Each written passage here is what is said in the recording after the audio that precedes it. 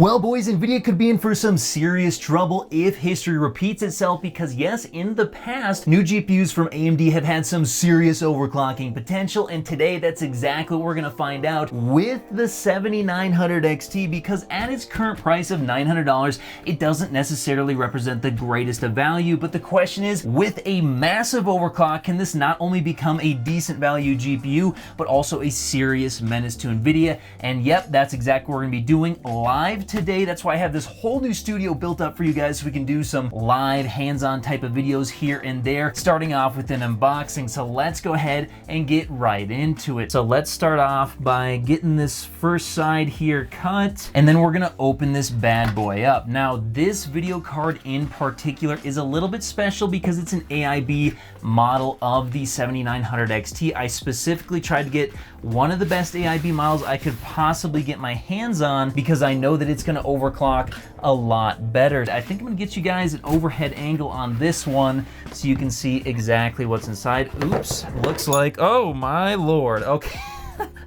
It does come with a lot of nice stuff if you don't completely throw it all over the place. It looks like what they have here is some sort of stand for your GPU. Let's put that stuff aside. What we're here for is the big boy, the juicy one. Let's see it in the flesh. Now, the design itself is absolutely beautiful. I love this. It is so good looking, guys. I'll try and get you a bunch of different angles. Yeah, it's only got actually two 8-pin cables there you can put in, which is a little bit disappointing. So that could definitely limit our overclocking, and hopefully that's not the case, but we will find out because I will be doing everything I can to overclock this thing to the absolute maximum. Now, let's go ahead, first of all, and make sure it's on the OC BIOS. It looks like it does have a dual BIOS switch here, so I'm gonna be keeping it on the OC BIOS. And here's gonna be the test bench we're gonna be using. Let me get it on. There we go. The test bench in question here, I'll try and get you guys a better angle, is going to be an AM5 test bench. And the only reason I'm actually choosing to do AM5 is I've never personally tested AM5 yet. So I figured, hey, let's go ahead and do an all AMD build just to see what the experience is like. So with that out of the way, now that you can see it, I did choose to do some actual water cooling on this thing too. Just to make it fun. Let's install this bad boy though. Let's get this thing in there. After I screw this thing in, I really hope that it actually turns on because I've been recording for a bit already and that would be that'd be kind of embarrassing if it didn't turn on. And then here we go, the moment of truth. We're gonna be plugging in the HDMI and turning it on. Let's see, when we flip the power, will it turn on? Okay, here we go. Here we go. Look at this card. Look at this. It's posting. You guys ready to see? Look at that. Look at that. I told you I got you covered. We got every angle you could possibly want. All right, so here we are. Got the mouse and keyboard. Let's go ahead. Oh, wow. This is, guys, this is bad. Trying to just sign in is, wow. All right, so I finally got the drivers installed and I got everything fixed. It turns out all I needed to do was restart the system and then actually get my extension cable into the right slot. I had it in the second slot, that's PCIe 3.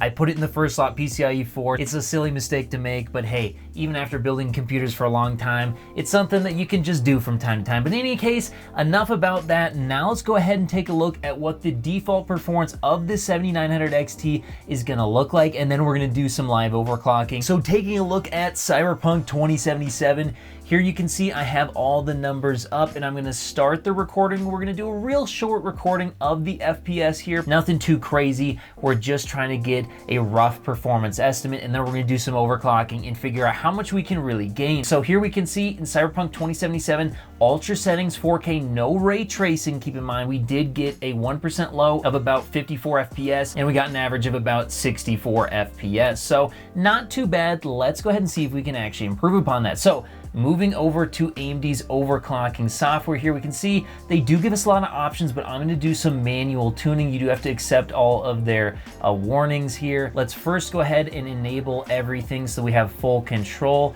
Now, what you're gonna notice is that I'm running the game right now and I'm getting about 2600 megahertz or so. So what I'm gonna do is I'm gonna set the max frequency to 3500 megahertz. So let's punch that in, and then I'm gonna set the minimum frequency to 2800 megahertz actually. Let's go ahead and do that, 2800. And then let's go ahead and hit apply.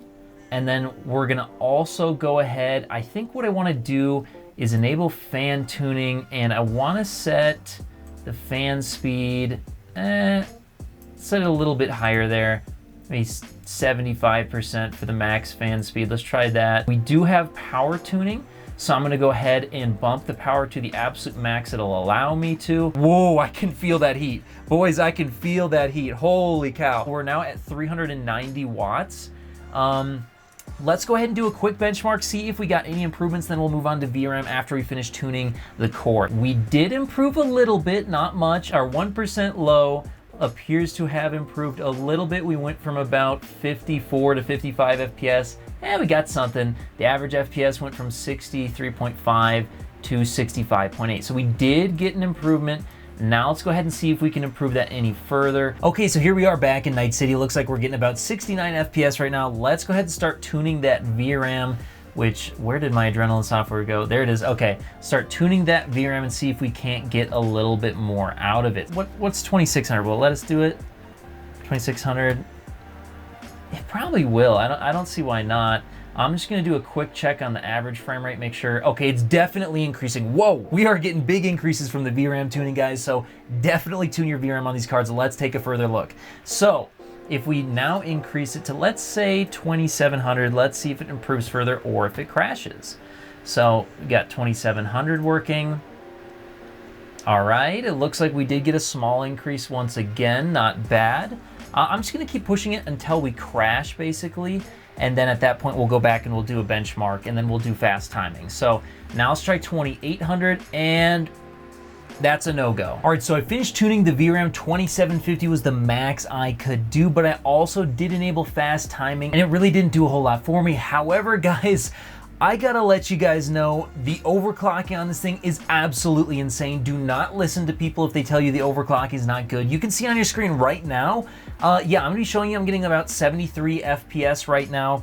If I go ahead and disable my overclock, if I just return this to the default settings and come back, you're gonna see my frame rate is all the way down to like, 64 FPS. So that's actually pretty decent, but where it gets crazy is the 1% lows, because guys, after doing absolutely everything I could to this card and finding the sweet spots, I got an insane overclock. Take a look at this 1% low. So I'm gonna be showing you on the screen right now. Here's my, default stock results, which by the way, these are already going to be higher than the reference model, probably by about 5%.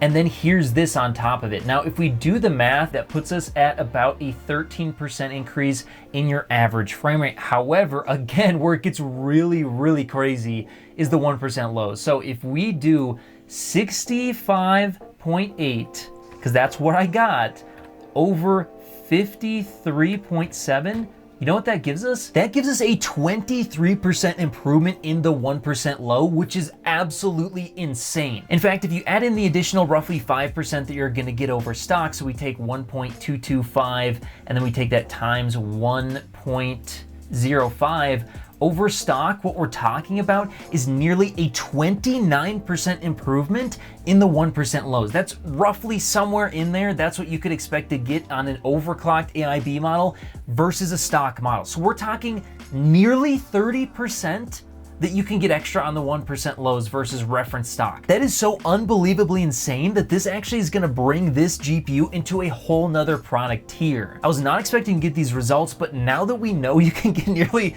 30% more performance out of this card, yeah, it's gonna be a no-brainer to choose this over the 4080 as long as you don't mind that it has lower ray tracing performance. Now, is the ray tracing performance terrible? No, it's actually very acceptable. However, again, the 4080 is going to stomp it in ray tracing. If you're more of a person who plays like those online competitive games, or you just don't simply want to use ray tracing because it hits the performance too hard, then yes, again, this is gonna be a no-brainer. It's going to wipe the floor with the 4080, I'd say, for the most part, once you get this overclock on there. Because again, we're talking 30%.